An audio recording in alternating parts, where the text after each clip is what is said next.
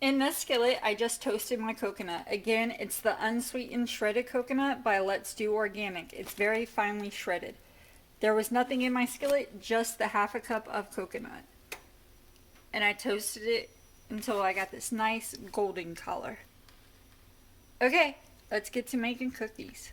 Good day, everybody. It's Kristy from Okketoh. So today I'm going to do a real easy, simple snowball cookie that I'm calling my 3C snowball cookies. It's caramel, chocolate, and coconut.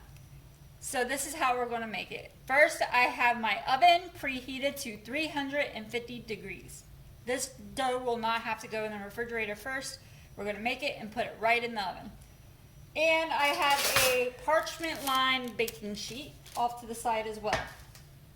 So, my wet ingredients. I'm going to use 1 large egg I brought up to room temperature and went ahead and whisked in this ramekin. 1/4 cup butter melted in this ramekin. And a half a teaspoon of caramel flavoring. I find this at Walmart in the baking section. Now on to the dry ingredients. I'm going to use a half a cup of coconut flour. I sifted it already in this bowl. I'm going to use a half a cup of unsweetened shredded coconut, the Let's Do Organic brand. This is very finely shredded. It's good in baking and such, so that's why I use this brand. I find this everywhere now. Big Lots, Walmart, many grocery stores will carry this now. Target, I've seen it in Target. So again, a half a cup, and I went ahead and toasted it. Okketoh Golden, 1/4 cup of Okketoh Golden. Chocolate chips, I'm using the Bake Believe chocolate, the dark chocolate, about a tablespoon and a half. And the Bake Believe white chips, again, about a tablespoon and a half. You could add a little bit more, take, less if you want. And then Swerve confectioners. We're not going to use this until after they come out of the oven. We're going to roll our cookies in there. So I would start off with 1/4 cup and then add to it if you need to, so you have no waste. So start off with 1/4 cup and then just add to if you need to. So let's get started. Again, my coconut flour has already been sifted out in this bowl.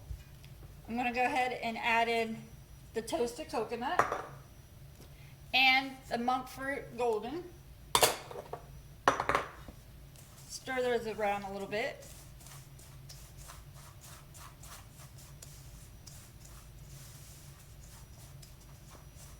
I love the smell of the toasted coconut. Now, say you don't like caramel, change out your extract. Play around with it. Use maple extract, vanilla extract. The world is your oyster.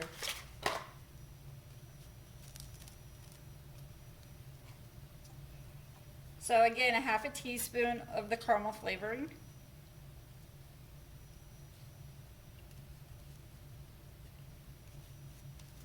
I actually made this yesterday and I did not toast the coconut. And I used a cherry emulsion, this cherry baker's emulsion, and put dark chocolate chips in the middle as well. It was so good.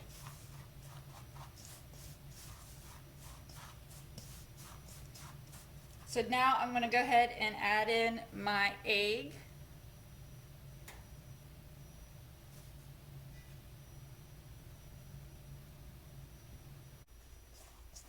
Mix that around a little bit. Now add in our melted butter, the 1/4 cup.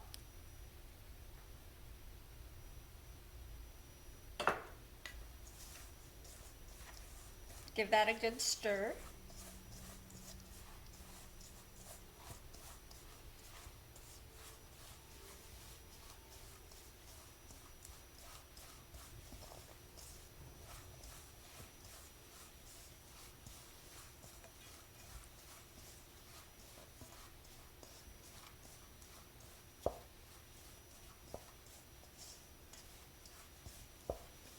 Okay, now we're going to form our balls. Again, a parchment lined baking sheet. and you're just going to take a handful of dough and press it in the palm of your hands. And then what I do is I make like a little pocket, and then I add like 2 to 3 chocolate chips in there, and then I add a little bit more dough on top of it. So you want the chocolate chips in the center of the cookie. And you know the coconut's going to want to break apart on you, so you're going to kind of have to use your fingers to help form the balls as well.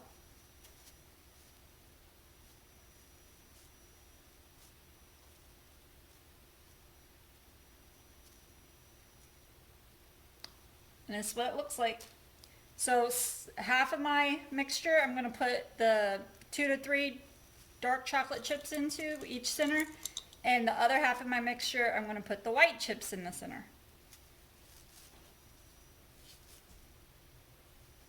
So once I get them all rolled out, I'll come back and show you what they look like. And we will be putting them in our 350-degree preheated oven for 10 minutes. Okay, I got exactly 12 cookies. You will find this dough to be very dry. Coconut flour absorbs a lot of moisture, so you're going to want to work quick, and you're going to realize you're going to really have to use your fingers to help shape the balls, because if you're just rolling them in the palm of your hands, they're going to crumble everywhere.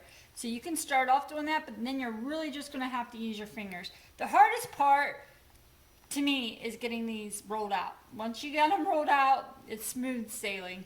So again, parchment lined baking sheet going into my 350-degree preheated oven for exactly 10 minutes. I do not want to over bake these because they will fall apart if I do that.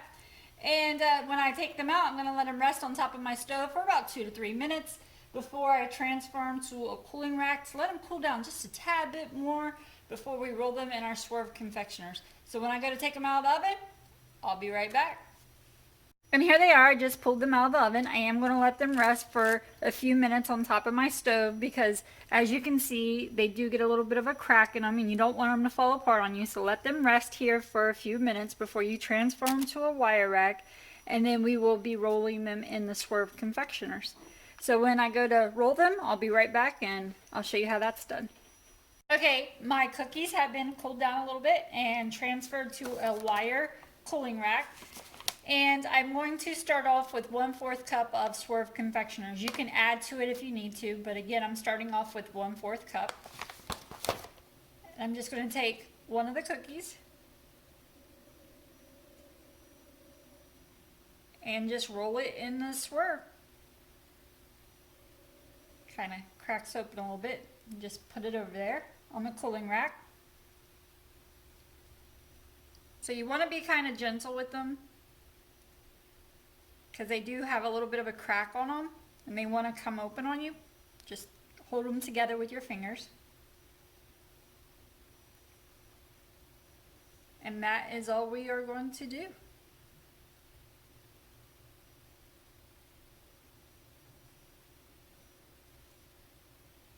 And I'm going to set them on my cooling rack. So when I get them all rolled, I'll show you what they look like. And here they are on my display board. As you can tell, some of them have a crack in them. That's why you really want to be gentle with them when you're rolling them so they don't fall apart on you. If you find this dough is just way too dry for you to work with, go ahead and up it to a 1/2 cup of melted butter instead of the 1/4 cup. But I kind of find these are really worth being gentle with. This one I went ahead and took a bite out of, as you can tell. And you can see the white chocolate inside of there.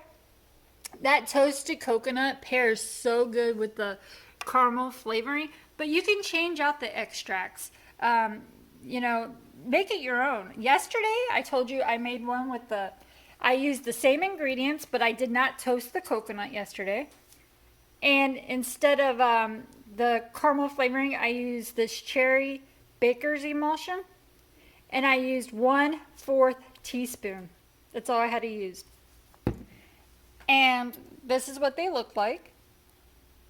As you can tell, they're already in my airtight container, and this is what the inside looks like.